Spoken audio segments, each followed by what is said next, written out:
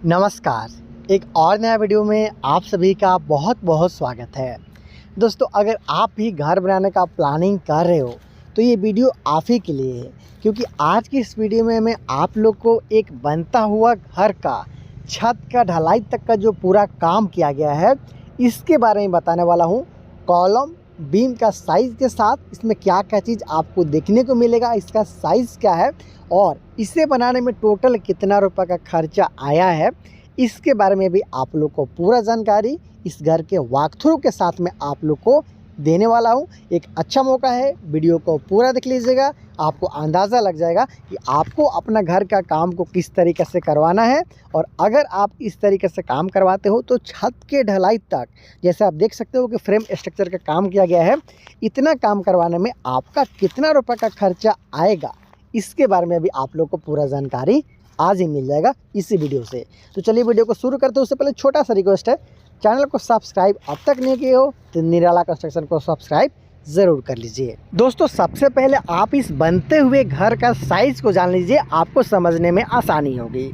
इस घर को 36 फीट बाई 40 फीट में बनाया जा रहा है। स्क्वायर फीट का बात किया जाए तो 1440 स्क्वायर फीट। यहाँ पे 36 फीट का आपको मिलता है फ्रंट व्यू और 40 फीट का आपको इस घर के लिए साइड व्यू देखने को मिल जाता है, जिसका काम फ्रेम स्ट्रक्चर तक कंप्लीट किया गया है। दोस्तों, किसी भी घर के लिए जो फर्श का ऊंचाई है वो काफ़ी मायने रखता है और कुछ हद तक कंस्ट्रक्शन कॉस्ट भी इसी पे डिपेंडेंट रहता है। खर्चा ऊपर नीचे हो सकता है। यहाँ पे जो घर का फर्श रखा गया है वो ग्राउंड के लेवल से लगभग 4.5 से 5 फीट के आसपास तक ऊंचाई पे लिया गया है, जैसा कि आसानी के साथ आप यहाँ पे देख पा रहे हो। ये जो हाइट है, यहाँ पे हाइट 3.5 फीट से ज़्यादा है, इसलिए एक बीम से काम नहीं चलने वाला था, इसलिए यहाँ पे डबल बीम का प्रयोग है वो किया गया है। आपको पता है कि 3.5 फीट के आसपास से ज़्यादा हाइट आपका होता है, तो इस तरीक़ा से एक बीम न लगाते हुए 2 बीम कम से कम आपको लगाना पड़ेगा। जैसे कि आप यहाँ पे देख पा रहे हो, एक प्लिंथ बीम का उपयोग किया गया है और एक ग्राउंड बीम का ही उपयोग है वो किया गया है। ये जो ऊपर वाला बीम आप देख पा रहे हो ये प्लिंथ बीम है और इसके साथ साथ एक और नीचे में बीम है जो कि ग्राउंड लेवल पर लगाया गया है, जिसे ग्राउंड बीम बोला जाएगा। अगर ज़्यादा हाइट होता है, ज़्यादा फिलिंग किया जाता है तो डबल बीम का प्रयोग नहीं करने से ब्रिक वर्क है वो बाहर की तरफ निकलने लगता है। उससे बचने के लिए डबल बीम प्रोवाइड किया जाता है। इससे कंस्ट्रक्शन कॉस्ट थोड़ा आपका ज़्यादा आ सकता है। ये जो बीम आप देख पा रहे हो, जो नीचे वाला बीम है या फिर जो ऊपर वाला बीम है, दोनों बीम का साइज़ है वो सेम रखा गया है। और जो लगा हुआ सरिया है इसके बारे में भी आप जान लीजिए। पहले जानते हैं साइज़ के बारे में।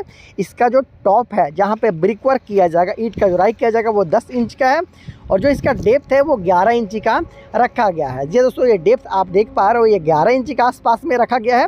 और जो टॉप है यहाँ पे ईंट का जुड़ाई किया जाएगा, आउटर वाल, जो कि 10 इंची का रखा गया है। तो इस तरीक़ा से बीम का इस्तेमाल किया गया है। मैंने बताया ऊपर वाला, और जो नीचे वाले बीम है उसका साइज़ है वो सेम यहाँ पे रखा गया है। हालांकि नीचे में भी ब्रिक वर्क यहाँ पे करना था, जो कि नहीं किया गया। बीम के नीचे सिर्फ एक रद्दा का ब्रिक सोलिंग करते हुए इसका काम किया गया है।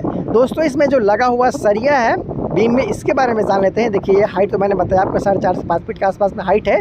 और जो दोनों बीम है यहाँ पे जो लगा हुआ सरिया है, जो इस्तेमाल किया गया सरिया, उसका संख्या 4 है, जो कि 12 mm का उपयोग यहाँ पे किया गया है। और 8 mm का सरिया के साथ यहाँ पे रिंग का प्रयोग है वो किया गया है। तो इस तरीके से बीम का काम किया गया है। चारों तरफ से बाहरी दीवार आप देख सकते हो 10 इंची का ब्रिक वर्क के साथ यहाँ पे कंप्लीट किया गया है।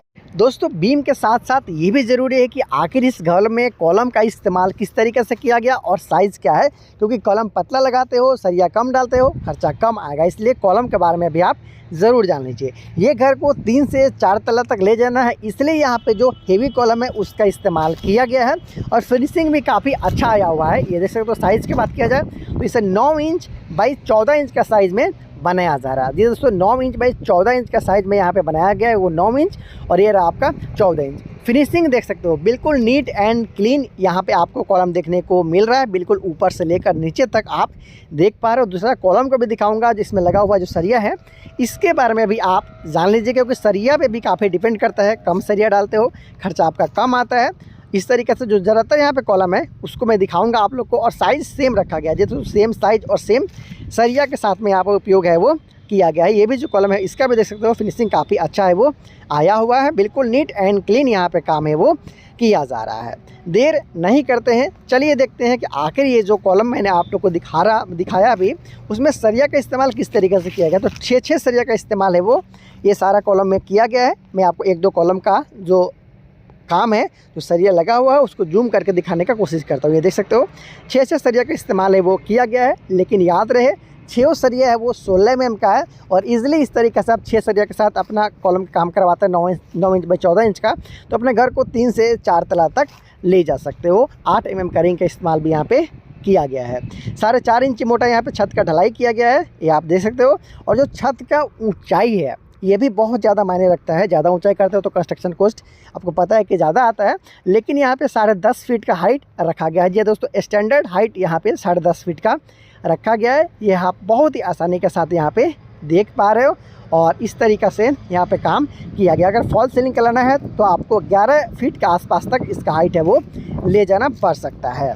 तो इस तरीक़ा से ये जो बनता हुआ घर है इसका काम किया जा रहा है। आपने कॉलम के बारे में जाना, बीम के बारे में जाना, ब्रिकवर्क के बारे में जाना, उसके साथ साथ कॉलम और बीम में जो लगा हुआ सरिया है इसके बारे में जाना साइज़ के साथ में। अब चलते हैं थोड़ा अंदर और देखते हैं कि किस तरीके से काम किया गया। आपको बता दूँ इस घर में आपको 4 बेडरूम के अलावा hall, dining area, kitchen, toilet, bathroom के साथ सीढ़ी, पूजा रूम देखने को मिलने वाला है।